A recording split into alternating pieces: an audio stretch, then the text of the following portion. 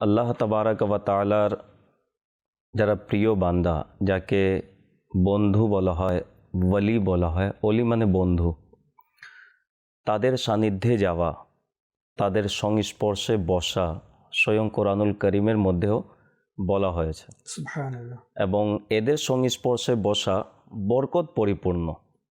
যেহেতু আল্লাহওয়ালাদের সংস্পর্শে যখন বসা হয়, তখন এটা বসার একটা প্রভাব রয়েছে যে হৃদয়ের মাঝে আল্লাহর স্মরণ চলে আসে, আল্লাহর ভয় চলে আসে এবং পরকালের চিন্তা সৃষ্টি হয়। যেহেতু সোহবত সংস্পর্শের একটা প্রভাব রয়েছে। কোরআনুল করিমের মধ্যে আল্লাহ তাআলা ইরশাদ করেন, ইয়া আইয়ুহাল্লাযীনা আমানুত্তাকুল্লাহা ওয়া কুনু মাআস সাদিকিন। হে ইমানদাররা, আল্লাহকে ভয় করো এবং সত্যবাদীদের সাথে হয়ে যাও। একজন কবি বলেছেন অনেক সুন্দর, अल्लाह अल्लाह किए जाने से अल्लाह ना मिले, अल्लाह वाले हैं जो अल्लाह से मिला देते हैं। আল্লাহ আল্লাহ করলে আল্লাহ পাওয়া যায় না, কিন্তু আল্লাহ ওয়ালাদের সংস্পর্শে যদি আমরা বসি, তাদেরকে যদি ধরে নিই, তাহলে তারাই আল্লাহর সাথে আমাদেরকে মিলিয়ে দিবেন।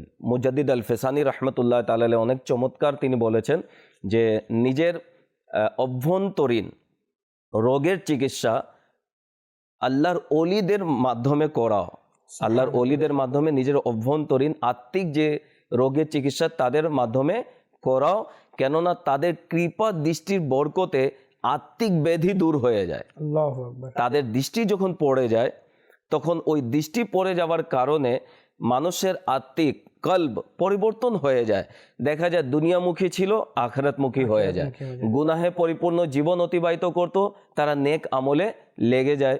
বিদায় আমরা দেখেছি আলহামদুলিল্লাহ দাওয়াতে ইসলামীর মাদানী পরিবেশ আমাদের মাঝে রয়েছে। যখন দাওয়াতে ইসলামীর মাদানী পরিবেশের পূর্বে আমরা অনেকে গুনাহে পরিপূর্ণ জীবন অতিবাহিত করতাম, কিন্তু দাওয়াতে ইসলামীতে এসে আমির আহলে সুন্নাত দামাত বরকাতুহুল আলিয়ার হাতে হাত দিয়ে গুনাহ থেকে তওবা করে দেখা গিয়েছে অসংখ্য ইসলামী ভাই, অসংখ্য ইসলামী বোন, তারা গুনাহ থেকে তওবা করে নেককার হয়েছে, তারা নামাজি হয়েছে, মুত্তাকি হয়েছে এবং নেকির পথের পথিক হয়েছে, শুধু এই আল্লাহর ওলির সংস্পর্শের কারণে, ওনার হাতে মুরিদ হওয়ার কারণে।